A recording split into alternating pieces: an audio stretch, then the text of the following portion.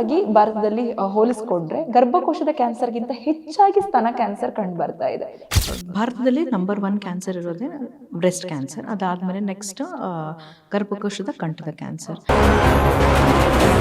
ಅಂತಂದ್ರೆ certain age ಅಂತ ಏನಾದರೂ ಇದಕ್ಕಿದೆಯಾ, ಅಥವಾ ಯಾರಲ್ಲಿ ಹೆಚ್ಚಾಗಿ ಯಾವ ಏಜ್ ಗ್ರೂಪ್ ಅವರಿಗೆ ಹೆಚ್ಚಾಗಿ ಕಂಡು ಬರ್ತಾ ಇದೆ? ಫ್ಯಾಮಿಲಿ ಹಿಸ್ಟ್ರಿ ಕ್ಯಾನ್ಸರ್ ಇದ್ದರೆ ಗರ್ಭಕೋಶದ ಕ್ಯಾನ್ಸರು, GIT ಕ್ಯಾನ್ಸರ್ ಅವೆಲ್ಲ ರಿಲೇಟೆಡ್ ಇರುತ್ತೆ, gene related.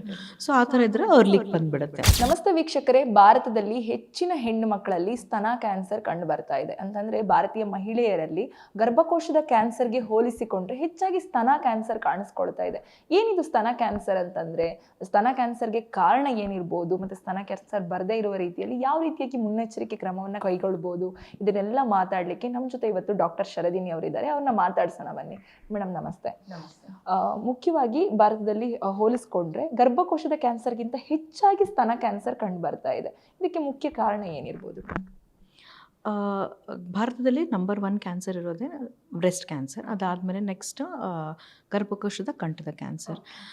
So breast cancer ಅಂತಂದರೆ ಮೇನ್ ರೀಸನ್ ಏನು ಅಂತಂದರೆ, ಇವಾಗ ಇತ್ತೀಚೆಗೆ ನೋಡ್ತಾ ಇರೋದು ಅಂದರೆ ಲೇಟ್ ಮ್ಯಾರೇಜಸ್ ಆಗಿ ಮಗು ಲೇಟ್ ಆಫ್ಟರ್ 30 years ಮಗು ಮಾಡಿಕೊಂಡ್ರೆ ಆವಾಗ ಓಕೆ ದೆನ್ ಬ್ರೆಸ್ಟ್ ಫೀಡಿಂಗ್ ಮಾಡಿದಷ್ಟು ಪ್ರೊಟೆಕ್ಷನ್, ಅಟ್ಲೀಸ್ಟ್ ಮಿನಿಮಮ್ 1 year ಅಂತ ಹೇಳ್ತೀವಿ.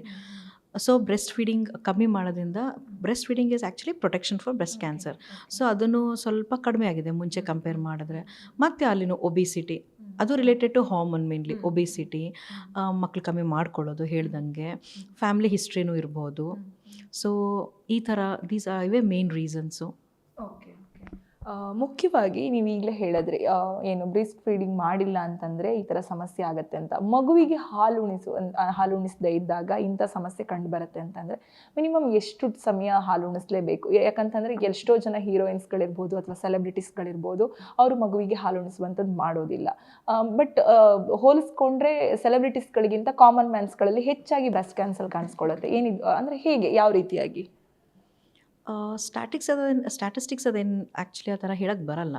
ಬಟ್ ಆಗುತ್ತೆ ಅನ್ನೋದಕ್ಕಿಂತಲೂ ಪ್ರೊಟೆಕ್ಷನ್, ಬ್ರೆಸ್ಟ್ ಫೀಡಿಂಗ್ ಮಾಡಿದ್ರೆ ಪ್ರೊಟೆಕ್ಷನ್ ಅಗೇನ್ಸ್ಟ್ ಬ್ರೆಸ್ಟ್ ಕ್ಯಾನ್ಸರ್ ಅಂತ ಹೇಳ್ಬೋದು. ಕಡಿಮೆ ಆಗುತ್ತೆ. ಓಕೆ. ಇನ್ನು ಭಾರತದಲ್ಲಿ ಹೋಲಿಸ್ಕೊಂಡ್ರೆ ಒಬೆಸಿಟಿ ಸಂಖ್ಯೆ ಭಾರತದಲ್ಲಿ ಹೆಚ್ಚಾಗಿದೆ. ಅದರಲ್ಲೂ ಹೆಚ್ಚಾಗಿ ಭಾರತದ ಮಹಿಳೆಯರಲ್ಲಿ ಒಬೆಸಿಟಿ ಪ್ರಮಾಣ ಹೆಚ್ಚಾಗಿ ಕಾಣಿಸ್ಕೊಳ್ತಾ ಇದೆ. ಈ ರೀತಿಯಾಗಿ ಒಬೆಸಿಟಿ ಇದ್ದವ್ರು ಎಲ್ರಿಗೂ ಕೂಡ ಸ್ತನ ಕ್ಯಾನ್ಸರ್ ಬರಲಿಕ್ಕೆ ಅಂದರೆ ಬರೋ ಸಾಧ್ಯತೆ ಇದೆಯಾ, ಅಥವಾ ಸ್ತನ ಕ್ಯಾನ್ಸರ್ ಬರದೇ ಇರೋ ರೀತಿ ಯಾವ ರೀತಿಯಾಗಿ ನಾವು ನೋಡ್ಕೋಬಹುದು ಇದನ್ನು? ರಿಸ್ಕ್ ತುಂಬ ಆಗುತ್ತೆ ಒಬಿಸಿಟಿಯಿಂದ ಬ್ರೆಸ್ಟ್ ಕ್ಯಾನ್ಸರ್ ಬರೋದು.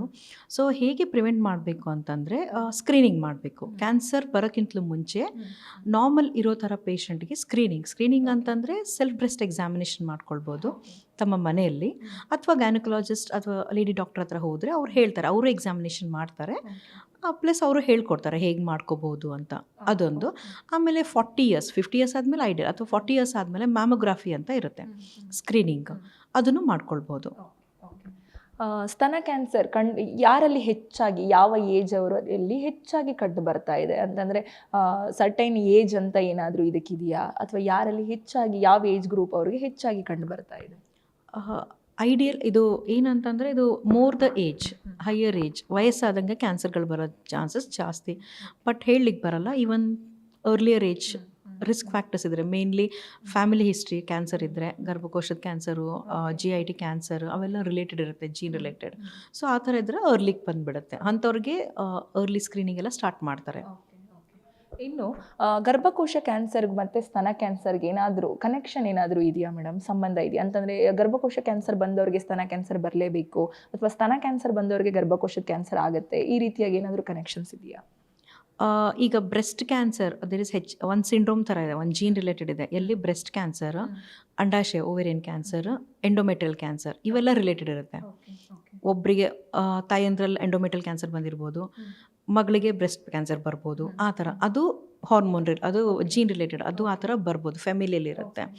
ಅಥವಾ ಬ್ರೆಸ್ಟ್ ಕ್ಯಾನ್ಸರೇ ಇದ್ದವ್ರಿಗೆ ಅಂಡಾಶಯ ಟ್ಯೂಮರ್, ಸೆಕೆಂಡ್ರಿ ಟ್ಯೂಮರ್, ಅಂದರೆ ಅಲ್ಲಿಂದ ಇಲ್ಲಿ ಬಿದ್ದು ಸೆಕೆಂಡ್ರಿ ಟ್ಯೂಮರ್ಸು ಬರ್ತವೆ, ಕ್ರೂಕೆನ್ಬರ್ಗ್ ಟ್ಯೂಮರ್ ಅಂತೀವಿ.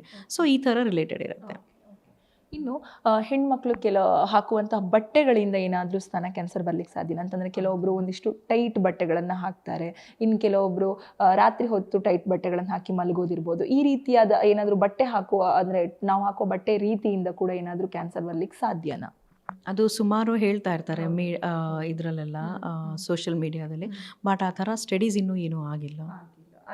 ಆ ಥರ ಡೆಫಿನೆಟ್ ಇದ್ದರೆ ಅದನ್ನು ಪಾಲಿಸಿಯಾಗಿ ಮಾಡಿಬಿಡ್ತಾರೆ. ಸೊ ಆ ಥರ ಇನ್ನೂ ಆ ಥರ ಡೆಫಿನೆಟ್ ಆಗಿ ಅದು ಅಸಂಪ್ಷನ್ಸ್ ಅಷ್ಟೇ. ಇನ್ನು ಸ್ತನ ಕ್ಯಾನ್ಸರ್ ಬಂದಿದೆ ನಮಗೆ ಅನ್ನುವಂಥದ್ದು ಯಾವ ರೀತಿಯಾಗಿ ಕಾಣಿಸುತ್ತೆ? ಅದರ ಲಕ್ಷಣಗಳೇನು? ಸ್ತನ ಕ್ಯಾನ್ಸರ್ನ ಲಕ್ಷಣಗಳೇನು? ಓಕೆ, ಸೊ ಏನಾಗ್ಬೋದು, 2 ಬ್ರೆಸ್ಟಲ್ಲಿ ಒಂದು ಬ್ರೆಸ್ಟ್ ಸೈಜ್ ಚೇಂಜ್ ಆಗ್ಬೋದು, ದೊಡ್ಡದು ಆಗ್ಬೋದು, ಅಥವಾ ಏನಾದರೂ ಒಳಗಡೆ ಅಲ್ಸರೇಟಿವ್ ಇತ್ತಂದರೆ ಚಿಕ್ಕದು ಆಗ್ಬೋದು, ಅಥವಾ ಮೇಲ್ಗಡೆ ಅಲ್ಸರ್ ಥರ ಏನಾದರೂ ಇರ್ಬೋದು.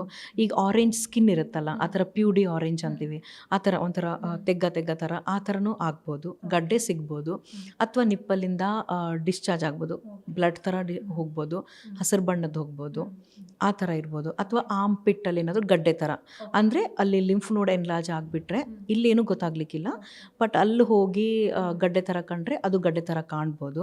ಅಥವಾ ನಿಪ್ಪಲ್ ನಾರ್ಮಲ್ ಇರೋದು ಒಳಗಡೆ ಎಳ್ಕೊಂಡಿರ್ಬೋದು, ರಿಟ್ರಾಕ್ಷನ್ ಆಗಿರ್ಬೋದು, ಅಥವಾ ಅಲ್ಸರ್ ಆಗ್ಬೋದು, ಆ ಥರ. ಸ್ತನ ಕ್ಯಾನ್ಸರ್ ಬರದೇ ಇರುವ ರೀತಿಯಲ್ಲಿ ಯಾವ ರೀತಿಯಾಗಿ ಮುನ್ನೆಚ್ಚರಿಕೆ ಕ್ರಮಗಳನ್ನು ಕೈಗೊಳ್ಬೋದು? So one is prevention, obese ಇರೋರು life style modification, weight reduction always better. Family history ಇರೋರೆಲ್ಲ ಅರ್ಲಿ, ಅವ್ರಿಗೆ ಜೆನೆಟಿಕ್ಸ್ ಫ್ಯಾಮಿಲಿ ಟ್ರೀಯಲ್ಲೆಲ್ಲ ಗೊತ್ತಿರುತ್ತಲ್ಲ, ಅವ್ರು ಮುಂಚೆನೇ ಹೇಳಿರ್ತಾರೆ ಡಾಕ್ಟ್ರ್ ಕನ್ಸಲ್ಟ್ ಮಾಡಬೇಕು ನೀವು ಅಂತ. ಸೊ ಆ ಥರ ಇರೋರು ಅದ್ರದ್ದಾದ್ರೆ ಪ್ರಿಕಾಷನ್ಸ್ ತೊಗೊತಾರೆ, ಸ್ಕ್ರೀನಿಂಗ್ ಮಾಡ್ಕೊತ ಆ ಥರ ಏನಾದರೂ early treatment. Plus weight reduction ಅಂತ ಹೇಳೇ ಬಿಟ್ಟೆ ನಾನು, ಅದೊಂದು.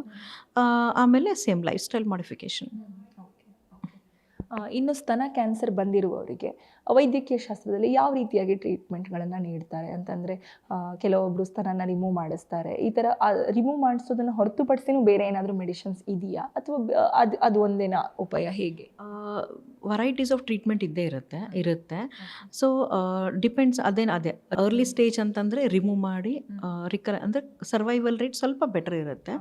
ಲೇಟರ್ ಸ್ಟೇಜಲ್ಲೆಲ್ಲ ಆಪ್ರೇಷನ್ನೇ ಮಾಡೋಕ್ಕಾಗಲ್ಲ ಅಂತಂದರೆ ಮತ್ತು ಆಮೇಲೆ ರೇಡಿಯೋಥೆರಪಿ ಆ ಥರ ಎಲ್ಲ ಬೇರೆ ಬೇರೆ ಇರುತ್ತೆ. ಇನ್ನು ಸ್ತನ ಕ್ಯಾನ್ಸರ್ ಬಂದಿರುವವರು ಅಥವಾ ಬರದೇ ಇರುವ ರೀತಿಯಲ್ಲಿ ಯಾವುದಾದ್ರೂ ಲಸಿಕೆ ತಗೊಳ್ಳುವಂಥದ್ದು? ಯಾಕಂದರೆ ಗರ್ಭಕೋಶದ ಕ್ಯಾನ್ಸರ್ಗೆ ಒಂದು ಲಸಿಕೆಯನ್ನು ಕಂಡುಕೊಂಡಿದ್ದಾರೆ, ಸ್ತನ ಕ್ಯಾನ್ಸರ್ಗೆ ಏನಾದರೂ ಆ ಥರ ಇದೆಯಾ? ಹೇಗೆ? ಅದು ರಿಸ್ಕ್ ಫ್ಯಾಕ್ಟರ್ಸ್ ಇದ್ದವ್ರಿಗೆ ಸ್ಕ್ರೀನ್ ಮಾಡೋದಷ್ಟೇ, ಅದನ್ನು ಬಿಟ್ಟು ವ್ಯಾಕ್ಸಿನ್ ಆ ಥರ ಏನಿಲ್ಲ. ಇನ್ನು ಸ್ತನ ಕ್ಯಾನ್ಸರ್ ಹೆಚ್ಚಾಗಿ ನೀವು ಹೇಳಿದ್ರೆ ಇವಾಗ ಗರ್ಭಕೋಶದ ಕ್ಯಾನ್ಸರ್ಗೆ ಹೋಲಿಸ್ಕೊಂಡ್ರೆ ಸ್ತನ ಕ್ಯಾನ್ಸರ್ ಹೆಚ್ಚಾಗಿ ಕಂಡು ಬರ್ತಾ ಇದೆ ಅಂತ. ಸ್ತನ ಕ್ಯಾನ್ಸರ್ ಬಂದಿರುವವರು ಯಾವ ರೀತಿಯಾದ ಆಹಾರ ಕ್ರಮವನ್ನು ಅಥವಾ ಯಾವ ರೀತಿಯಾದ ಸ್ಟೈಲ್ನ ಅನುಸರಿಸಬೇಕು? ಹೇಗೆ? ಅವ್ರು ಅಕ್ಸೆಪ್ಟ್ ಮಾಡಬೇಕು ಬಂದಿರೋದು. ಬೇಜಾರಾಗಿ ಸ್ಟ್ರೆಸ್ ತೊಗೊಂಡ್ರೆ ಕ್ಯಾನ್ಸರ್ ಇನ್ನೂ ಆಗುತ್ತೆ. ಆದಷ್ಟು ಅಂದರೆ ಅಕ್ಸೆಪ್ಟ್ ಮಾಡಿ, ಎಷ್ಟೊಂದು ಅಪಾರ್ಟ್ ಫ್ರಮ್ ಮೆಡಿಕಲ್ ಯೋಗ ಇದೆ, ಅವರಿಗೆ ಸೈಕಲಾಜಿಕಲ್ ಕೌನ್ಸಿಲ್ ಮಾಡ್ಬೋದು. ಆ ಥರ ಥೆರಪೀಸ್ ಕೊಟ್ಟರೆ ಅಕ್ಸೆಪ್ಟೆನ್ಸ್ ಇದ್ದರೆ ಸ್ವಲ್ಪ ಇಟ್ಸ್ ಲೈಕ್ ಆಲ್ವೇಸ್ ಲೈಕ್ ಇಮ್ಯುನಿಟಿನೂ ಸ್ವಲ್ಪ ಚೆನ್ನಾಗಿರುತ್ತೆ. ಎಸ್, ಕೇಳಿದ್ರಲ್ಲ ವೀಕ್ಷಕರೇ, ಡಾಕ್ಟರ್ ಹೇಳಿರುವ ಪ್ರಕಾರ ಗರ್ಭಕೋಶದ ಕ್ಯಾನ್ಸರ್ಗಿಂತನೂ ಹೆಚ್ಚಾಗಿ ಭಾರತದ ಮಹಿಳೆಯರಲ್ಲಿ ಸ್ತನ ಕ್ಯಾನ್ಸರ್ ಕಂಡು ಬರ್ತಾ ಇದೆ. ಅಂತಂದರೆ ನಾವು ಏನು ದಿನನಿತ್ಯ ನಾವು ಬದುಕುವಂಥ ರೀತಿ ಇರ್ಬೋದು, ಲೈಫ್ ಸ್ಟೈಲ್ ಇರ್ಬೋದು, ನಾವು ತಗೊಳ್ಳುವಂಥ ಆಹಾರ ಕ್ರಮಗಳಿರ್ಬೋದು, ಅಥವಾ ಭಾರತದಲ್ಲಿ ಹೆಚ್ಚಾಗಿ ಮಹಿಳೆಯರಲ್ಲಿ ಒಬೇಸಿಟಿ ಪ್ರಮಾಣ ಹೆಚ್ಚಾಗಿರೋದ್ರಿಂದ ಅವುಗಳಿಂದನೂ ಕೂಡ ಸ್ತನ ಕ್ಯಾನ್ಸರ್ ಬರಲಿಕ್ಕೆ ಕಾರಣ ಇರುತ್ತೆ. ಇನ್ನೂ ಏನಂತಂದರೆ ಸ್ತನ ಕ್ಯಾನ್ಸರ್ ಬಂದಿರುವವರಿಗೆ ಗರ್ಭಕೋಶದ ಕ್ಯಾನ್ಸರ್ ಬರುವ ಸಾಧ್ಯತೆ ಕೂಡ ಇರುತ್ತೆ. ಇನ್ನು ಕೆಲವೊಮ್ಮೆ ಹೆರಿಡಿಟಿ ಅಂದರೆ ಫ್ಯಾಮಿಲಿಯಲ್ಲಿ ಯಾರಿಗಾದ್ರೂ ಕ್ಯಾನ್ಸರ್ ಸಮಸ್ಯೆ ಇದ್ರೆ ಆಗ ಕೂಡ ಕ್ಯಾನ್ಸರ್ ಅಟ್ಯಾಕ್ ಆಗುವಂಥ ಮಹಿಳೆಯರಲ್ಲಿ ಕ್ಯಾನ್ಸರ್ ಅಟ್ಯಾಕ್ ಆಗುವಂಥ ಸಾಧ್ಯತೆ ಕೂಡ ಇದೆ. ಹಾಗಾಗಿ ಲೈಫ್ ಸ್ಟೈಲನ್ನು ಬದಲಾಯಿಸಿಕೊಳ್ಳೋದ್ರಿಂದ ಅಥವಾ ನಾವು ತಗೊಳ್ಳುವಂಥ ಆಹಾರ ಕ್ರಮವನ್ನು ಬದಲಾಯಿಸಿಕೊಳ್ಳೋದ್ರಿಂದ ಈ ರೀತಿಯಾದ ಕ್ಯಾನ್ಸರ್ಗಳು ನಮ್ಗೆ ಅಟ್ಯಾಕ್ ಆಗದೆ ಇರುವ ರೀತಿಯಲ್ಲಿ ನಾವು ನೋಡ್ಕೋಬಹುದಾಗಿದೆ. ಇದಾಗಿತ್ತು ಈ ಹೊತ್ತಿನ ವಿಶೇಷ ಸುದ್ದಿ. ಇನ್ನಷ್ಟು ಸುದ್ದಿಗಾಗಿ ನೋಡ್ತಾ ಇರಿ Guarantee News. Cameraman Pavan Kumar ಜೊತೆ ಶಮ್ಮಿ ಶೆಟ್ಟಿ. ಗ್ಯಾರಂಟಿ ನ್ಯೂಸ್, ಸುದ್ದಿ ಖಚಿತ, ನ್ಯಾಯ ನಿಶ್ಚಿತ.